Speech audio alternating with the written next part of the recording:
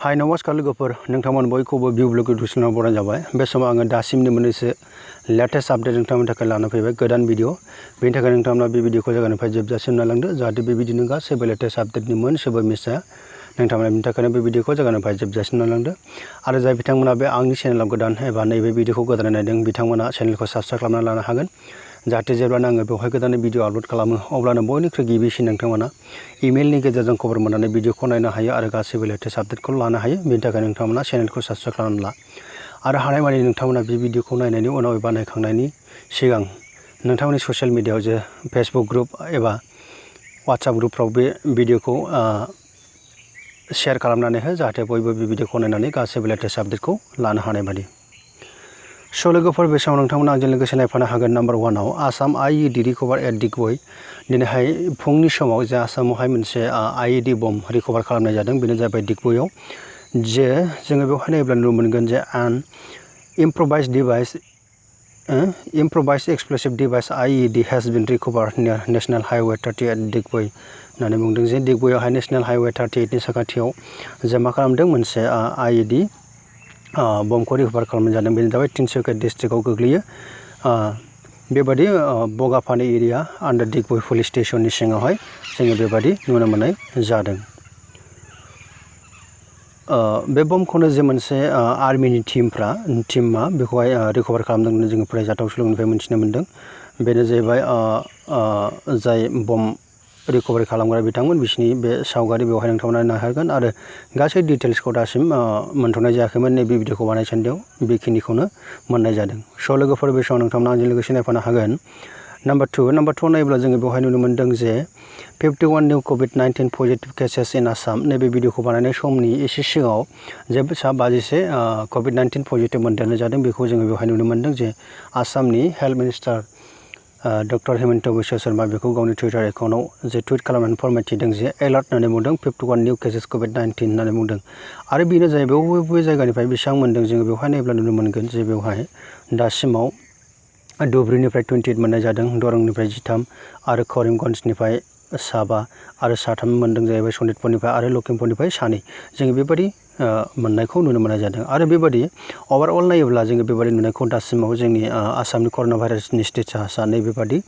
टटेल cases मोनबाय 1672 आरो discharge जाबाय 337 एक्टिभ जानानै दं 1328 डेथ जाबाय 3खौ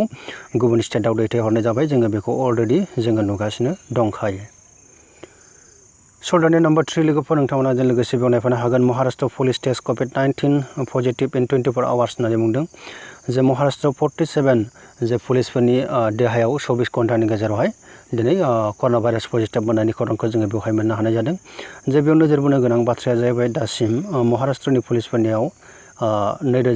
2556 सुबुंनि देहायाव कर'ना भाइरास पजिटिभ मोननायखौ जोङो नुनो मोन्दों आरो नोजोर होबावनो गोनांसिन बाथ्राया जाबाय 24 घन्टानि गेजेरावनो जे 47 बेवहाय मोननाय बाथ्राया बयनिख्रुइबो नोजोर होनो गोनांसिन बाथ्रा आरो गोसोखांनो गोनां जे महाराष्ट्रनो जोंनि भारत हादराव बयनिख्रुइ बांसिन साधारन सुबुंफोरनि गेजेरावबो दिनैहाय COVID-19 पजिटिभ मोननायखौ जोङो नुनो मोननाय जादों दानि नाम्बार 4 लोगोफोर नोंथांमोना जों लोगोसे बेयाव नायफानो हागोन Karbi Anglong 3 arrested related to पचिं केसेस होननानै बुंदों बेवहाय जोङो फोथायजाथाव सुलुंनिफ्राय मोनथिनो मोन्दों जे बेवहाय कार्बि आंलंआव 3 गान्दा शिकारि खालामग्राफोरखौ हमनाय जादों बे खौरांखौ जोङो बेयाव मोनथिनो मोन्दों जोङो बेयाव डिटेल्स नायोब्ला जोङो बेबादि नुयो 3 person were arrested in Karbi Anglong district in connection with incident of firing पचिं and looting police also seize a large number of arms and ammunition from the फसाद होननानै बुंदों जे बिथांमोना माखासे लुथिनाय खामानिबो मावदोंमोन आरो बेबादिनो फायरिं बायदि खालामदोंमोन होननानै जोङो बेवहाय फोथायजाथाव सुलुंनिफ्राय मोनथिनो मोन्दों आरो बे 3 मानसिफ्रानो जाबाय डेभिड श्यामा अफ मणिपुर होनदों बिकि थापा होननानै बुंदों आरो सिमन लाक्रा अफ आसाम 3 आसामनिफ्राय 2 आरो मणिपुरनिफ्राय 1 होननानै जोङो बेवहाय मोनथिनो मोननाय जादों आरो बिथांमोननिफ्राय गोबां बेबायदिनो आर्म्सफोर जेरै गावग्रा सुग्रा बायदि आर्म्सफोरखौ दिनैहाय बोखांनो मोननाय हमनो मोन्दों होननानै बुंदों 81 राइफल्स इनटु AK-56 राइफल्स होननानै बुंदों आरो बेवहाय DBBL गान बायदि बिथांमोननियावहाय मोननायखौ जोङो नुनो मोननाय जादों स' लोगोफोर नोंथांमोना जों लोगोसे नायफानो हागोन नाम्बार 5 आवहाय हजाइनिफ्राय 56 travellers from Mumbai try to abscond later apprehended होननानै बुंदों जे हजोंहाय जे मुम्बाइनिफ्राय फैनाय जे स्पेशल श्रमिक ट्रेननिफ्राय जे मा खालामदों जे 52 सुबुङा जे इमारजेन्सि सेन बोनानै बिथांमोना मा खालामदोंनो खारखोमादों आरो उनावहाय बिथांमोनखौ हमनायखौ जोङो नुनो मोन्दों। जे बेवहाय जोङो डिटेल्सै नायनो थाङोब्ला जोङो बेवहाय नुनो मोनगोन जे south erupted at Hojai railway station on Tuesday midnight होननानै बुंदों जे बेवहाय हरनि समावहाय बेबायदि जाथायखौ जानायखौ जोङो नुनो मोन्दों जे लकमान्य तिलक श्रमिक स्पेशल ट्रेन फैदोंमोन आरो मुम्बाइ टु डिब्रुगड़सिम थांगौमोन बियो आरो बेबायदिनो बे समाव बेबायदि जाथायखौ खालामनायखौ जोङो नुनो मोन्दों। 56 number of passengers have got down from the train by pulling the chain at Hojai होननानै बुंदों। The train halted in the station for 7 minutes after the passengers pulled the emergency chain होननानै बुंदों जे बेवहाय इमारजेन्सि चेनखौ बानायनो थाखाय 7 मिनिट थाथ'नाय जादोंमोन आरो बेवहायनो बेबादि गोबां सुबुंफ्रा दिनै खारखोमादों जाहाथे बिसोर क्वारेन्टाइन सेन्टाराव थानाङा बेबादि आरो उनावहाय बिथांमोनखौ हमनो मोन्दों दे। बिथांमोननि बेबादि खालामनाया थारैनो गाज्रि जादों होननानै जों बुंनो हायो। मानोना बियो मोजांनि थाखायसोमोन जे बिथांमोनखौ ट्रिटमेन्टनि थाखायसो क्वारेन्टाइन सेन्टाराव दोननो नागिरदों नाथाय बेबादिखौ नुनानै दिनै बिथांमोना खारखोमानाया मोजां जायाखै। उनावहाय गभर्नमेन्ट रेलवे पुलिस फर्सआ बिथांमोनखौ हमनो मोननाय जायो आरो गोबां बिथांमोननि सायाव दा सोंनाय फिननाय खामानिया जागासिनो दं। बिसोर खारखोमानायफोरनि मादावनो जाबाय बबेनिफ्राय बेसेबांमोन जों बेवहाय नायोब्ला नुनो मोनगोन। Out of 56 passenger 31 are from Murajhar होननानै बुंदों, 16 फ्रम लंका आरो सानैया जाहैबाय इउमनामुक आरो सानैया जाबाय हजाइनि आरो साब्रैया जाबाय दबखानिफ्रायमोन। दा जों बेबादि नुनो मोन्दों आरो गोबां बेबादिनो थासारिखौ बिथांमोना खोब होंगो दोंगो दावराव दावसि गोनो गोथो सोमजिहोनाय थासारिया बे बुब्लियाव दा जागासिनो दङ। स' लोगोफोर नोंथांमोना आंजों लोगोसे बेवहाय नायफानो हागोन। Number 7 corona status of India होननानै बुंदों। दासिमाव इन्डियायाव जोंनि भारत हादराव नैबे भिडिअखौ बानाय सानदिमाव जोङो नैबेबादि केसेस मोननायखौ नुनो मोननाय जादों। बेवहाय दासिमाव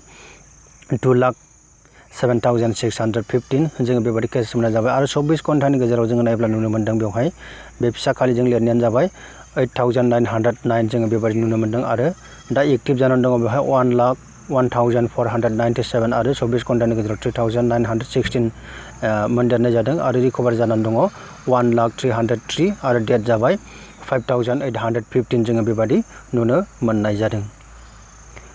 दिनै नाम्बार 8 लोगोफोर नोंथांमोना आंजों लोगोसे नायफानो हागोन। बेवहाय बुहुमनि मादाव माबादि कर'ना भाइरासनि स्टेटासा दासिमाव नोंथांमोना आंजों लोगोसे नायफानो हागोन। बेयाव नायोब्ला जोङो नुनो मोनगोन जे केसेस मोननाय जाबाय दासिमाव 63,78,660 मोननायखौ जोङो नुनो मोननाय जादों आरो एक्टिभ जानानै दं दासिमाव 32,68,896 जोङो नुनो मोन्दों आरो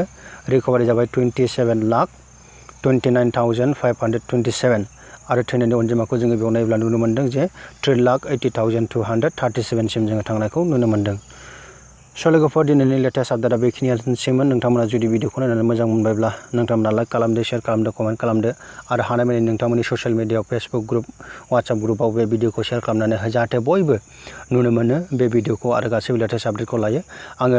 हानायमानि नोंथांमोननि थाखाय आपडेट भिडिअ लाबोयो बायदि बायदि बे चेनेलाव। बेनिखायनो जाय बिथांमोना गोदानै नायदों बे चेनेलखौ